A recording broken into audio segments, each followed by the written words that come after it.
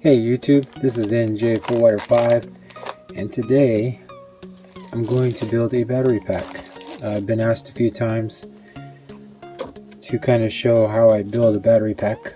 I'm not 100% sure if it's the way it should be done. I mean, it could be wrong.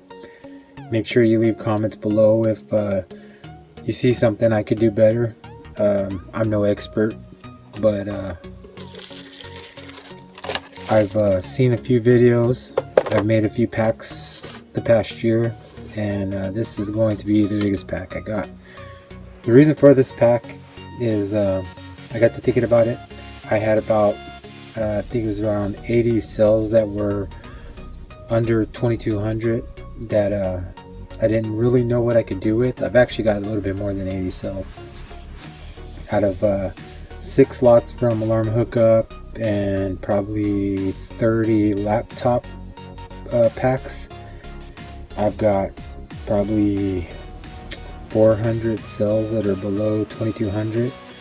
I think ended up with like 100 to 150 cells that are below 1900 that I'm just gonna take to the recycler.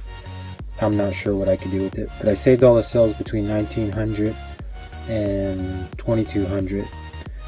These are the 2100s and the 2000s, and I figured I'm always needing a pack that's got, you know, around 38 volts.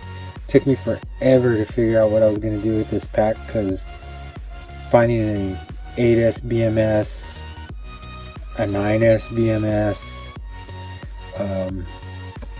finding any kind of those BMSs that are hardly ever used is really hard to find in the States, unless you want to spend around 300 bucks, and you know, I don't want to spend 300 bucks on a BMS.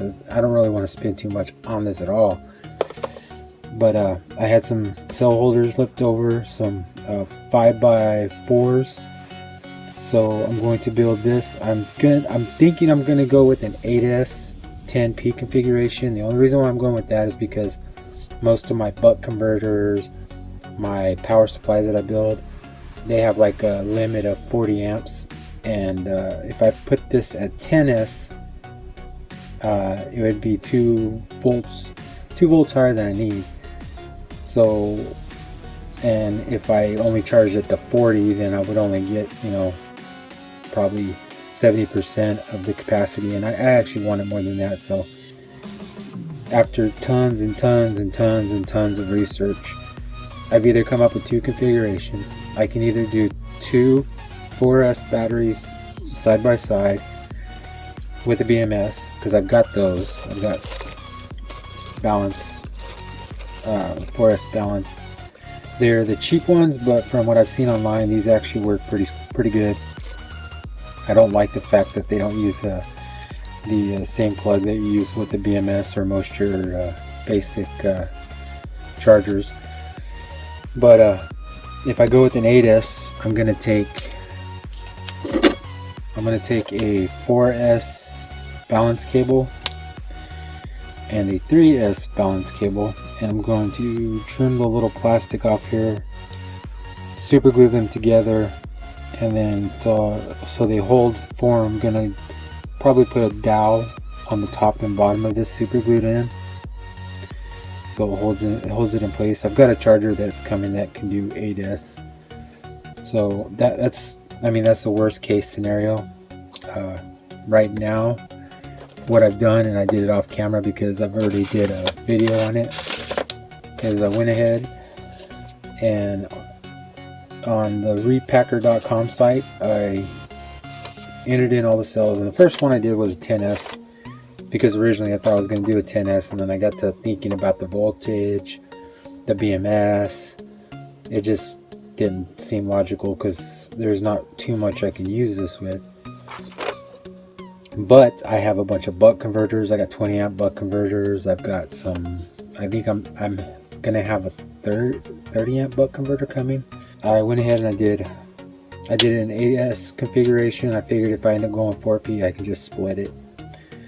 But I have a feeling I'm just gonna stick with the 8S and use the balance cable that I just mentioned. but a lot of people are asking how I build my battery packs, and I guess today or in this video you're gonna find out. Like I said before, I'm not an expert. I could be doing this 100% wrong. Feel free to leave any comments below and something you think I could do better, or maybe you see something I'm doing wrong. I'm here to learn right along with the rest of you guys. But I've also decided to go with either it's a quarter inch ODO water copper pipe. I've seen some people that use this and they flattened it and straightened it out and use it as copper bus bars. Their claim is that these are more conductive and better for the cells than these brass strips.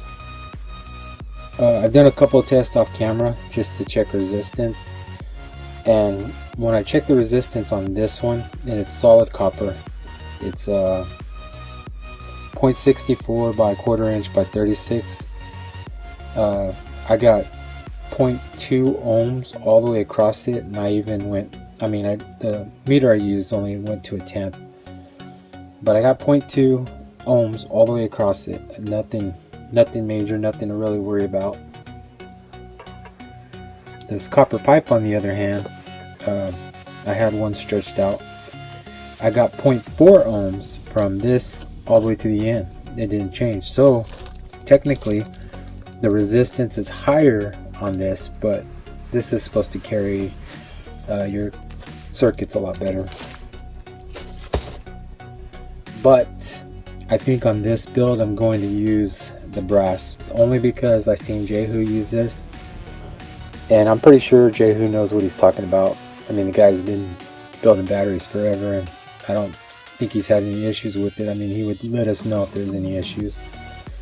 But he uses brass, so I'm going to go ahead and use the brass. On this battery pack, I don't think I'm going to use glass fuses. I think I'm just going to use the same kind of fuses that he uses, 5 amp fuse wire. So yeah, enough rambling. More likely, because my house is going to be busy today. My wife is off, the kids are home. The rest of the video probably might be subtitled. I'm not too for sure. I mean, I might get lucky, it might be quiet enough where I can speak.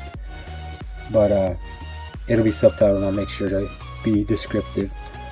But yeah, so here we go. Let's go ahead and build this 8S10P battery pack. Unless by some chance I decide to change.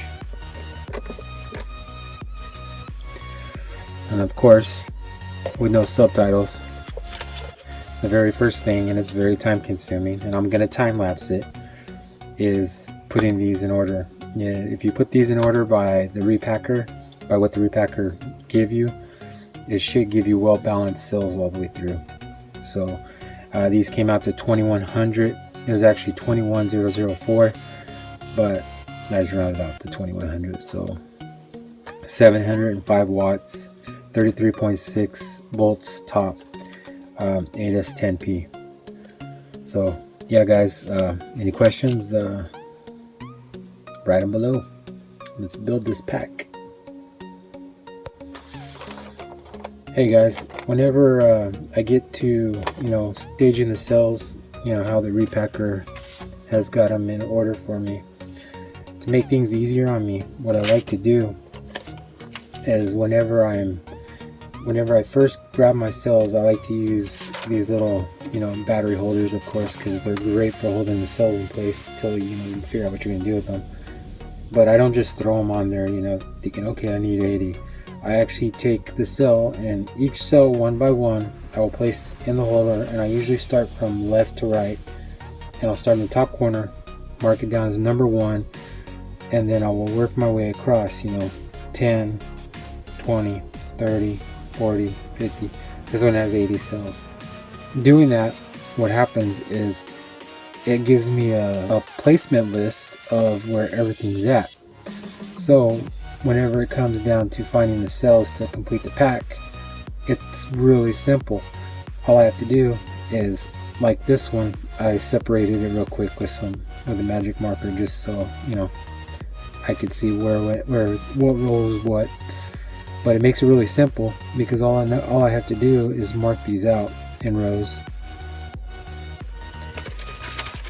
So when it comes down to finding the cell, because they're all numbered and they're all in order from left to right, and all I have to do is simply find the cell that's next. 1 2 3 4 5 6. So it looks like I am on 21, 26, 23. Next cell is 2060. So what I'll do is I'll come to my list and I'll find 2060. Looks like 2060 is number 16. So that tells me that it's in row 2, 6 over. So come over here, row 2. Off camera you can't really see that. 1 2 3 4 5 6. 2060. Put it in place. Take your marker and mark it off. Looks like I could have used number 5 too, or 15. And you come to the next cell, 2060, 2049, and you look on your list, 2049, first row, 10. So first row, you count over to 10, it should be the last one, 2049. And then you mark it off.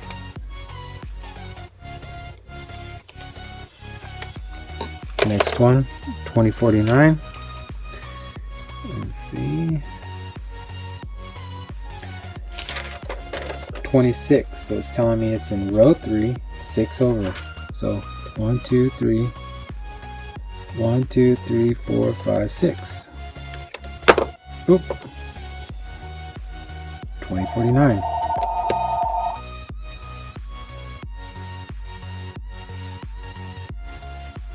I also like to use a neo magnet, and the reason why I like to use a neo magnet is because I've got really large hands, and because of my large hands it's hard for me to reach in there and grip the batteries, and I could be stumbling, dropping and everything like that. The neo magnet you just place on the very top of the battery and it pulls right out, and you place where you need to.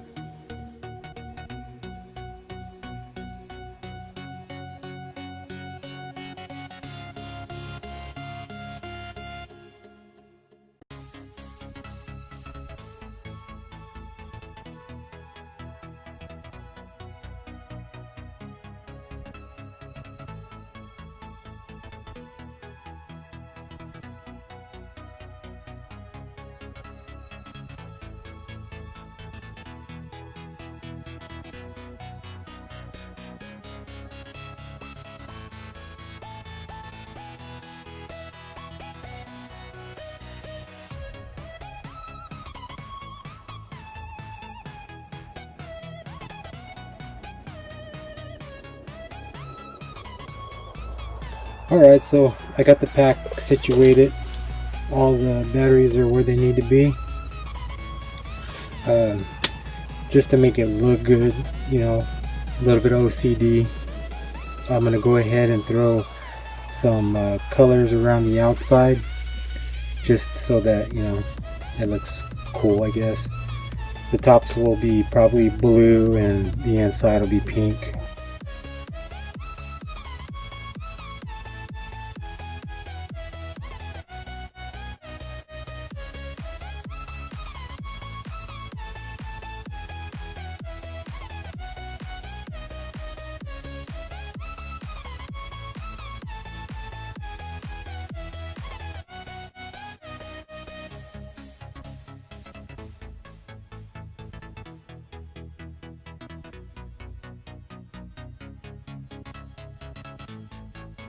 Hey guys, real quick, before you guys decide to solder on your bus bars with your fuse wire, you want to make sure to check every single cell. And as you check each cell, if you notice the cell is under voltage, you want to make sure to charge it up. What I like to do is I like to put a tie strap around the battery pack, and then I'll take like my IMAX B6, and most of them just need a little bit more charge, they need a little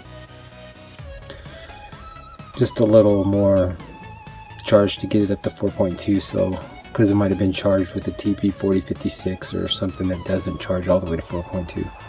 And I take my IMAX B6 and 2 leads with Neo magnets, and I'll run my first I'll run my multimeter across to make sure everything's the correct voltage, and then I'll go back with my IMAX B6 and I will bring all my voltages up to the exact same voltage before I solder.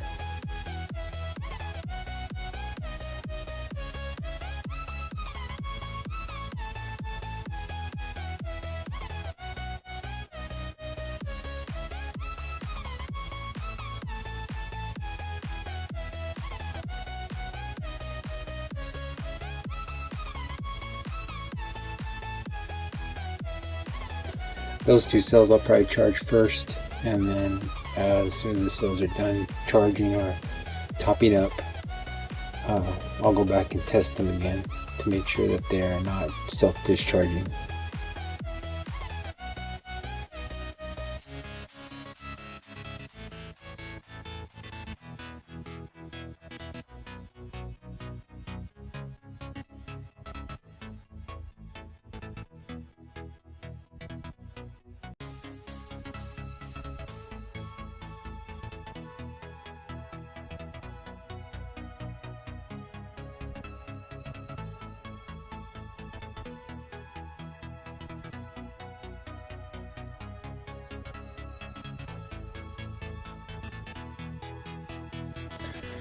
Alright guys, this took a lot longer than what I thought it was going to take. I figured we're just going to top up every battery and should go pretty quick, but apparently one of my chargers was being extra slow today, so it took about 14 to 16 hours, but I found 3 cells that were self-discharging in the process. It was one of my Batman cells, 3 behind the Spider-Man, and then 3 behind the Iron Man. Those 3 cells I'm going to replace with 3 good cells. I'm going to go ahead and test them. These are all rated at 2150s around there. These are 2250s. There shouldn't be too much of a difference there. They're at the top of the pack anyways. And then after that, we'll move on to the next step.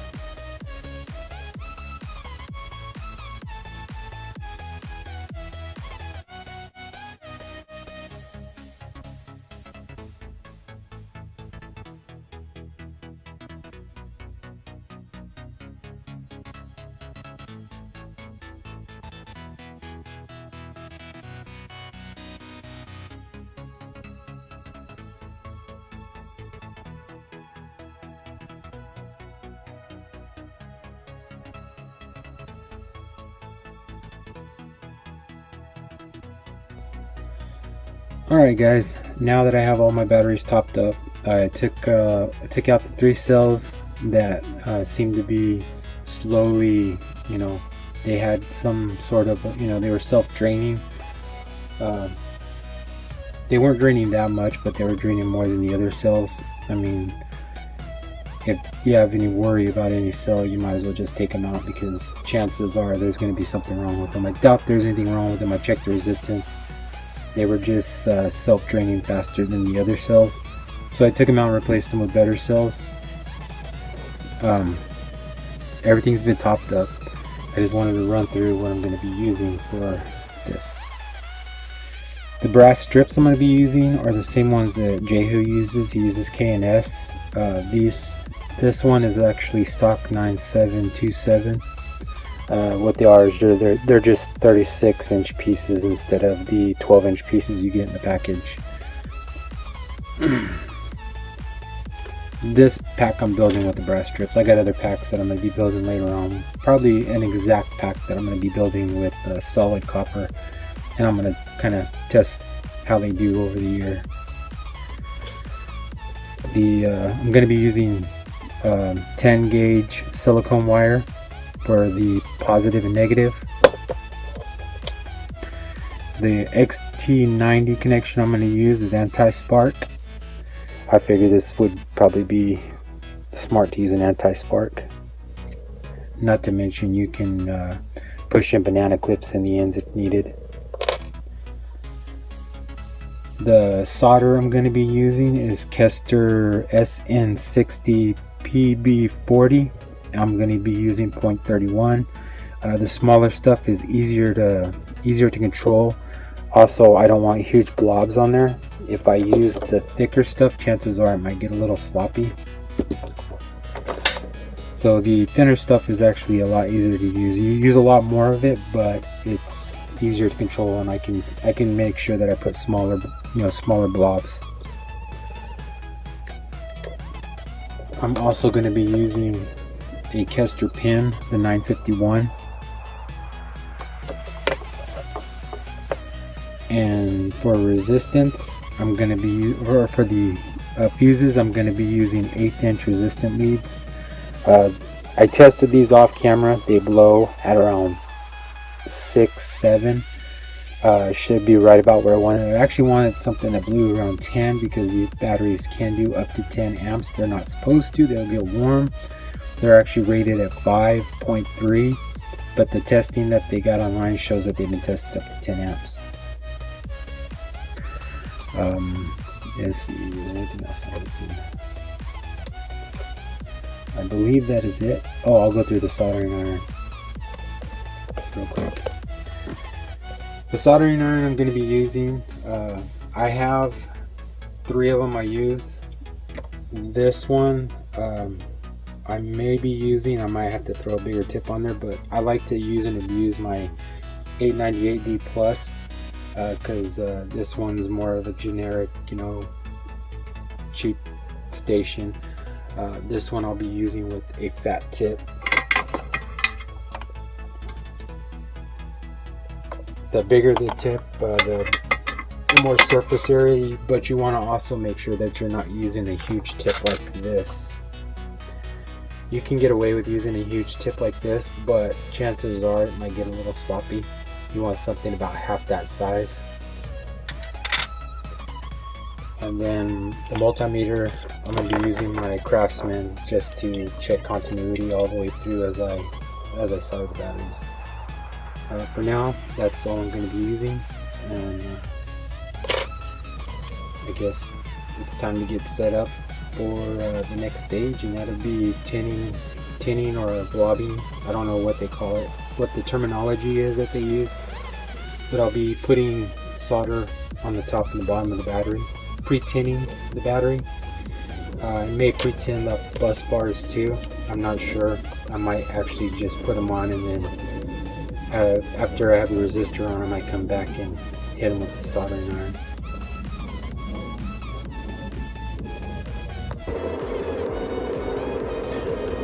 Alright, well, it's time for the fun stuff. I drilled 4 holes in this, and I stuck ties through them because they don't have no holes, and I needed something to hold them. I typically do, after I drill, it's probably a little bit over 1/8 of an inch. I'll stick one of the ties all the way up through it, and I'll cut off the end like this.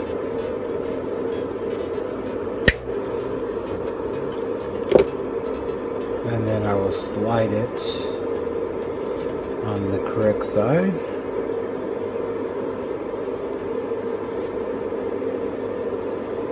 Let's try that again.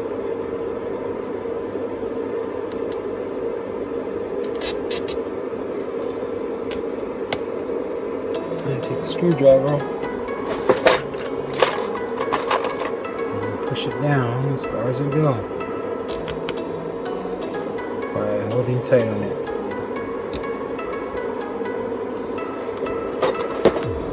Take this.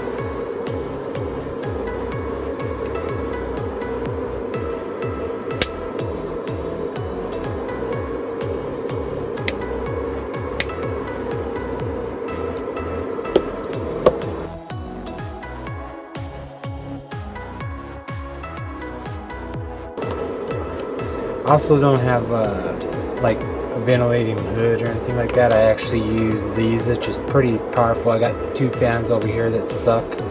Then I got a fan behind me that's blowing. It should keep the fumes out of my face.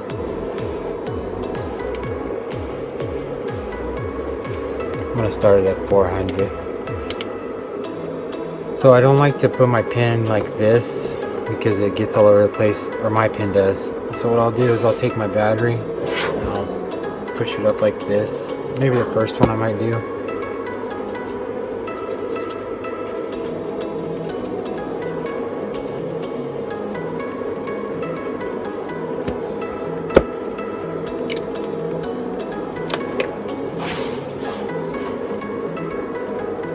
Take your soldering. Make sure your iron is nice and clean. If what I try to do is I'll start off with a couple batteries, and if it doesn't work like I want it to work, I'll jump to another iron, or I'll change the tip. But I don't struggle through it. If it doesn't start working after a while how I want it to work, then it's not even worth messing with.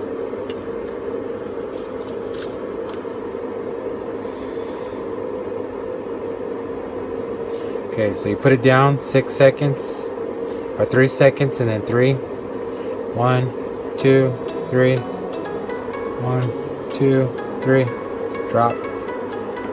1, 2, 3. 1, 2, 3, drop.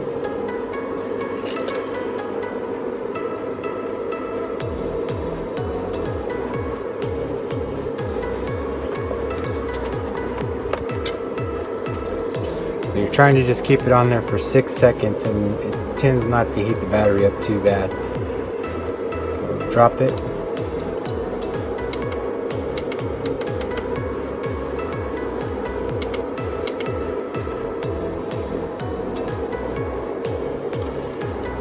Battery. 1, 2, 3. 1, 2, 3.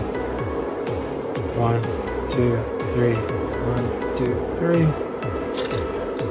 After a while, you don't even really have to count. You just whip through them.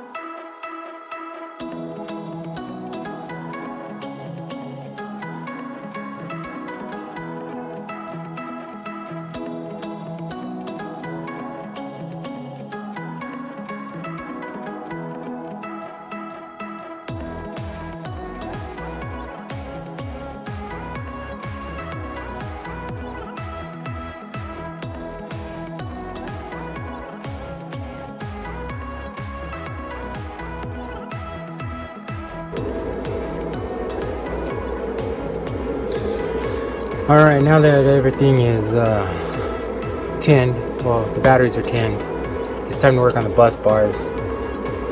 I think I'm going to start on the bottom first, and a good practice is take your tape, take a piece of tape, and from the front,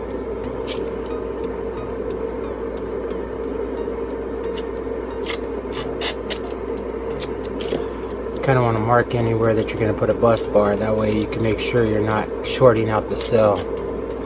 So I know this is going to be my positive. So we're going to have a bus bar here.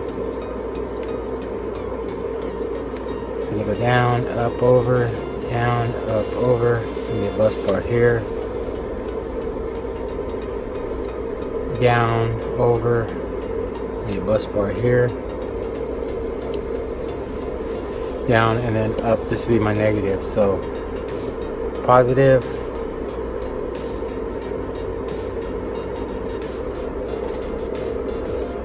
and you flip it around. 1, 2, 3, 4, 5.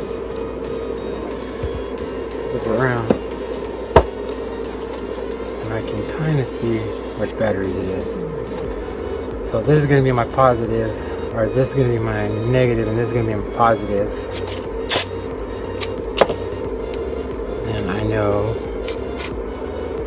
the first connection is going to be here. It's going to come down, up. Second one's going to be here. Down, up. This one's going to be here. Down, up. And the last one's going to be right there.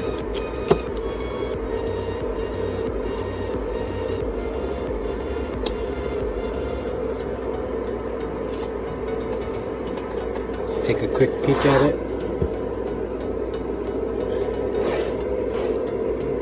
Positive.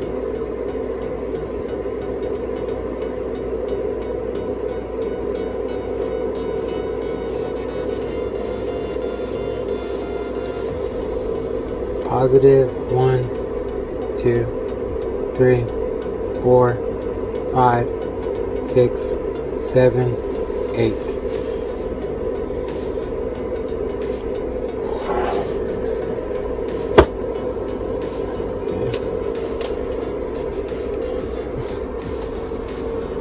Then what you want to do is you want to take your bus bar and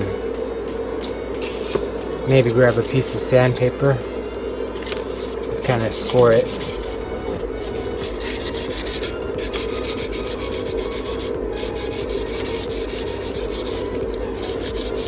Get rid of some of that corrosion.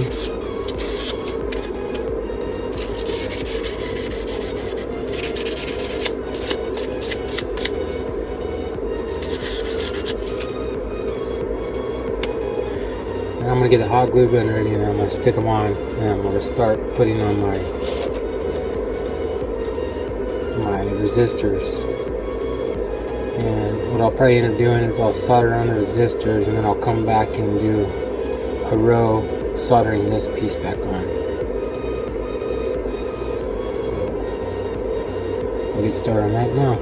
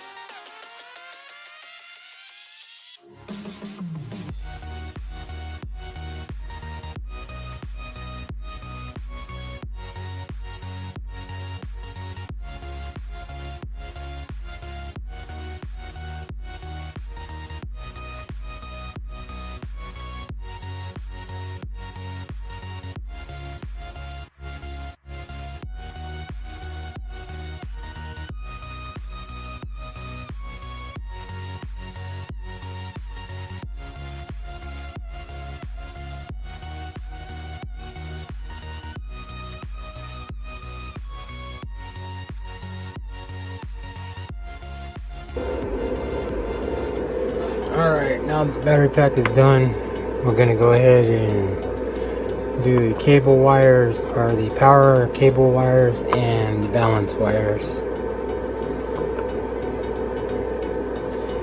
This is probably the first XT90 I've ever done, so I don't know how it's going to go. I'm just going to do it like I do an XT60 and see if it works correctly.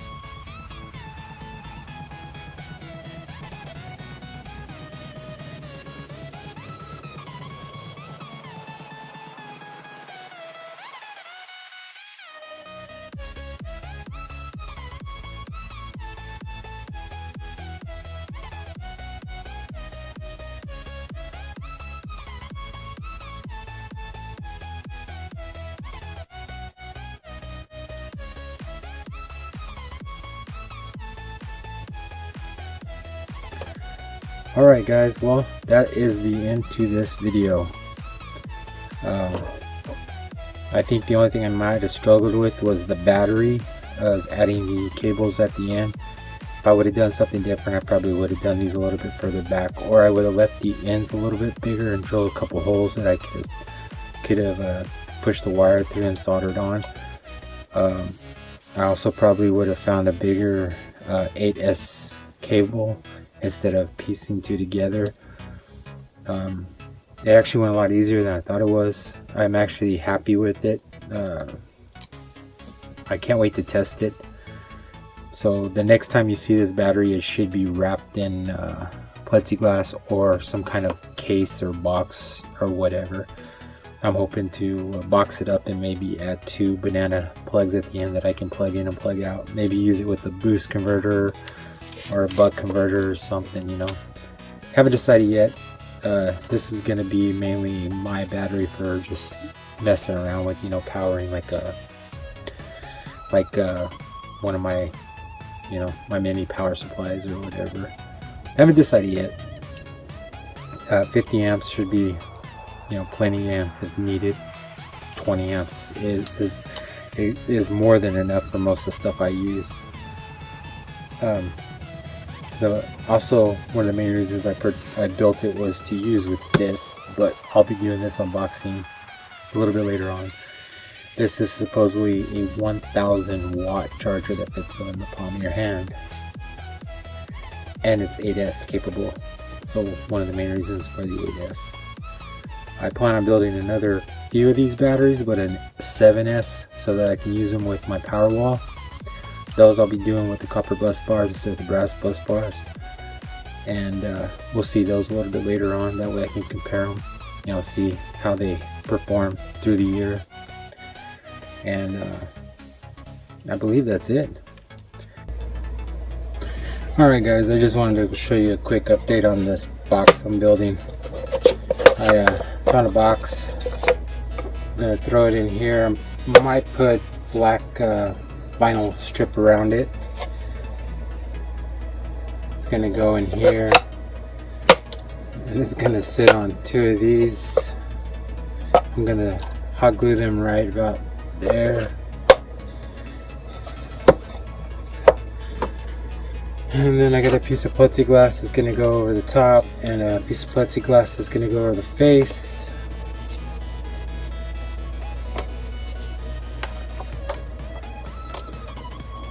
I'm going to use these for the hot and the minus.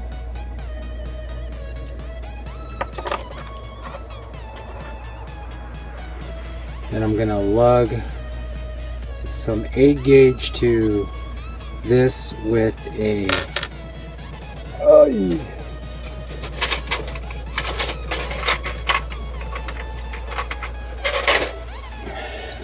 one of these XT90 connectors, so I could just plug it in and plug it off whenever I need it. And that will go on the face. I'm gonna go ahead and stick a voltmeter in the face of it too. I think I'm gonna either do a momentary switch, or I'm gonna do a small on switch. That way I can just flip it on, keep an eye on the power, flip it off, you know, whatever. Then through the side I'm going to have the balance cable hanging out of the box, but I'm going to be able to keep it back whenever I don't need it. And then it's going to go underneath my soldering iron. That way I can plug it in. Most of my soldering irons are battery compatible. That's just a quick update. I'll show you guys what it looks like whenever I have it completed.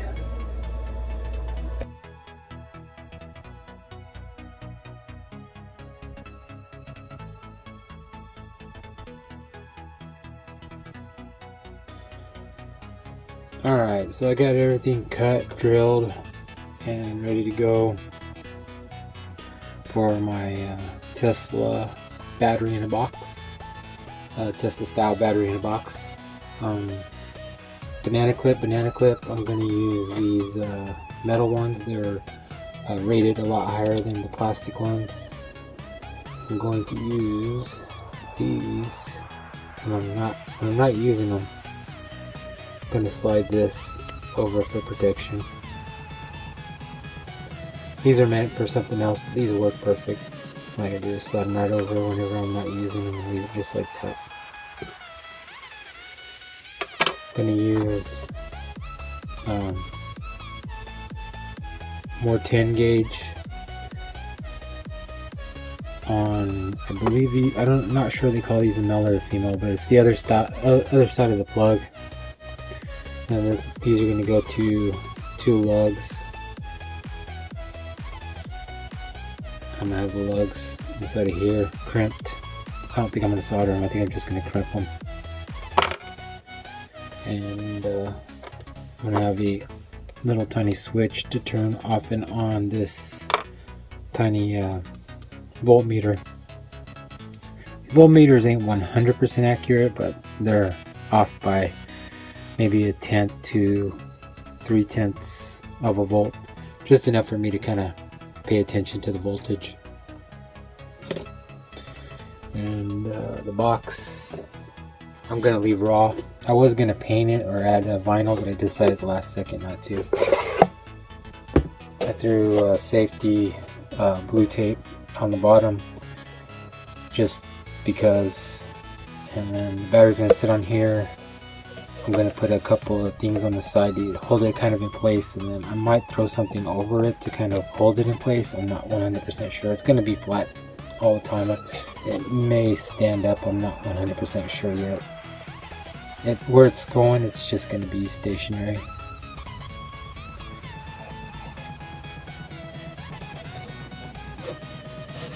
So I'm gonna throw that together, and then I'll be back after I have the box together and I'm done with the project. Hopefully. This project turned out to be way longer than I planned. I'm probably not going to break up the video, I'm not 100% sure yet. I'm never 100% sure.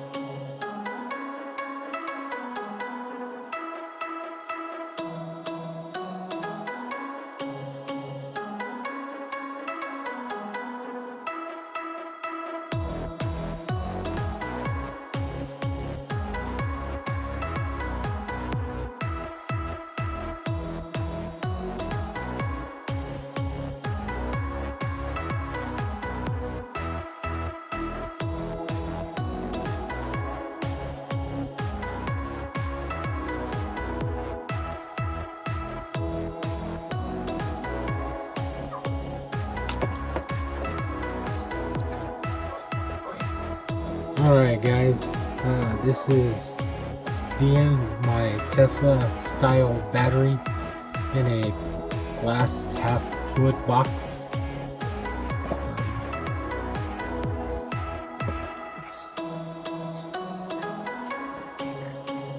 Turn this on just to see the voltage.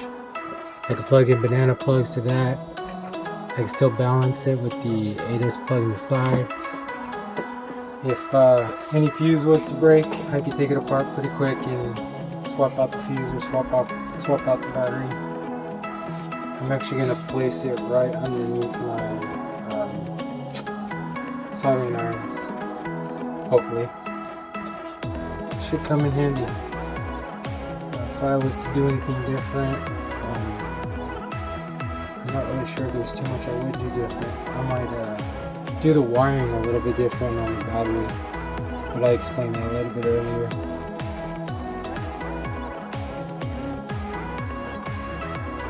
I think it came out alright. This should come. I can't wait to see what I can do with this. It's a lot of power. I think it comes out to like 730 watts or something like that total. And that's at 2 amps per battery. And all the batteries are capable of 5 amps continuously. So it could come out to be a lot more, so just depends on how I run it. I'm going to cut this pretty quick. This video already ended up way longer than I had planned.